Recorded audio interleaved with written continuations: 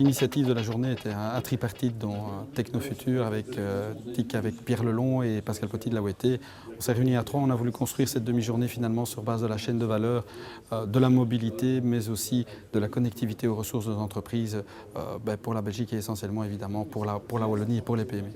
Alors mon intervention s'est focalisée essentiellement sur un business case. Donc l'objectif était de montrer que les choses sont possibles, qu'elles se font bien et que la rentabilité, à partir du moment où la stratégie est bien pensée par rapport au core business de la société, on arrive à des solutions qui sont tout à fait fiables et qui rapportent énormément avec un return sur investissement qui n'est pas facilement mesurable, mais quand on le mesure correctement, que ce soit du côté qualitatif ou du côté quantitatif, apporte des très très beaux résultats, comme sur base du business case que nous avons présenté. Et une autre conclusion très importante finalement de notre présentation, c'est le fait que les solutions existent.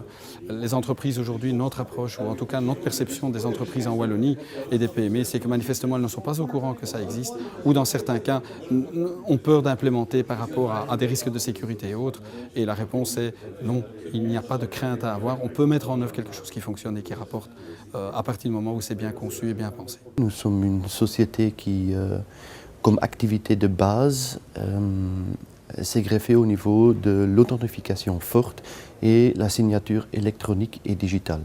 C'est-à-dire que notre force se trouve dans le fait qu'on va authentifier, identifier les utilisateurs online, type applications online, bancaires, non bancaires, gaming, type World of Warcraft et pareil.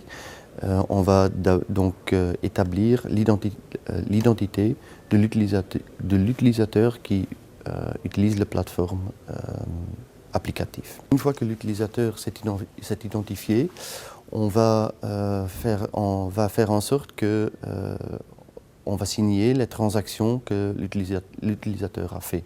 C'est-à-dire, s'il s'agit d'une application bancaire, nous allons signer la transaction, en fait le versement qu'il a fait. Ce n'est pas nous qui vont le faire, c'est à partir de nos technologies, c'est l'utilisateur même qui va en même temps rétablir son identité et la transaction en toute forme, en toute sécurité vers l'application. Le futur de la mobilité, c'est en fait le futur de la totalité de l'environnement digital.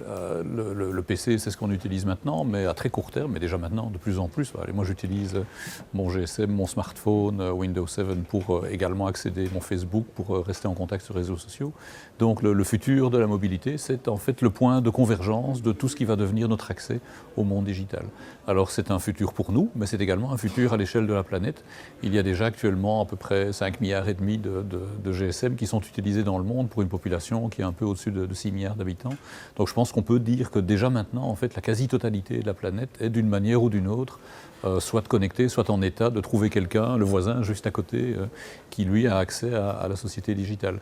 Donc le futur, ça va être ça en fait. C'est d'une part la convergence vers un équipement que je vais avoir avec moi et qui va me donner accès à peu près toutes mes ressources parce que à très court terme, la totalité de mes informations, une bonne partie des applications que je vais utiliser, si pas toutes les applications, vont être dans le cloud et vont être accessibles partout. La technologie sans fil va me permettre d'avoir accès à peu près aussi n'importe où. Les nouvelles technologies 4G sont tout à fait fantastiques dans ce domaine-là. Et la plupart des gens qui ont un téléphone vont également pouvoir être là-bas. Donc ça va devenir mon outil en fait permanent de connexion avec à peu près n'importe qui, que ce soit dans le monde professionnel ou dans le monde privé. Ça va devenir mon médiateur pour accéder à peu près à toutes les informations et à toutes les applications dont je pourrais avoir besoin. Donc voilà, c'est un futur assez intéressant. Les modèles business sont encore eux incertains, puisqu'il y a 3 grands modèles pour le moment. Il y a un modèle Google où on paye avec de la vie privée. Il y a un modèle Apple où on a quelque chose d'intégré qu'on paye très cher.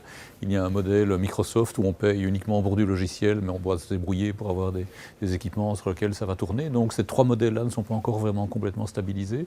Et là, il y a un enjeu important en fait qui va faire que soit ces modèles vont continuer à coexister ou bien un modèle va s'imposer. Et là, c'est notre choix à nous en tant que consommateurs constructeur et utilisateur qui va prédominer. Et ça, c'est, je dirais, beaucoup plus que la technologie. C'est le grand challenge des années à venir. On a parlé aujourd'hui de tout ce qui est téléphone mobile, comment ça a changé notre vie, comment est-ce qu'on peut utiliser le téléphone mobile dans la vie quotidienne pour se connecter sur tout ce qui est data confidentielle au sein du réseau, comment est-ce qu'on peut se réveiller avec un téléphone mobile, on regarde toujours ses emails, on va aller voir sur Facebook, mais il ne faut pas oublier qu'avec tout ce qui est téléphonie mobile et tout ce qui est communication, il y a toujours des risques qui sont liés. Et là, cet après-midi, on a surtout parlé de tout ce qui est malware. Il y a quand même pas mal d'études qui ont été faites depuis Juniper et on a vu qu'au niveau Android, et ça je ne dois pas donner beaucoup plus d'exemples parce que c'était dans tout ce qui est les nouvelles les derniers 3 mois. Donc et là on a vu qu'il y avait quand même pas mal de malware qui peut se dissimuler, surtout à travers des App Store. Donc une des fonctionnalités des téléphones mobiles et des tablettes, c'est aussi de facilement et convivialement installer de nouvelles applications. Et une chose des applications, c'est facile à installer, mais ça veut dire qu'un hacker qui peut infecter des applications peut facilement distribuer tout ce qui est application. Et pour tout ce qui est utilisateur, consommateur, là c'est important de se protéger, de protéger les enfants, ce qu'on appelle du parental control.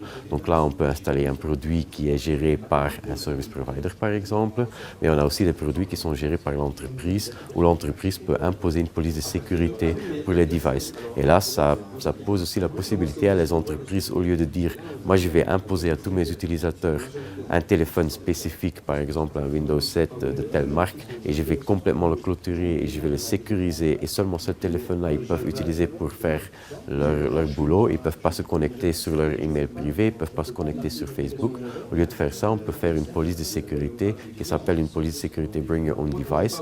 Tout le monde apporte son device et vous, comme entreprise, vous allez seulement installer le composant Juniper, ce qu'on appelle le Junos Pulse, sur le device. Et si le composant est installé et activé, là, l'utilisateur pourra se connecter au sein de l'entreprise comme un SSL VPN classique, comme un VPN classique, et avoir accès à toutes ces données, à tous ces emails en toute sécurité, avec une gestion centralisée pour l'entreprise.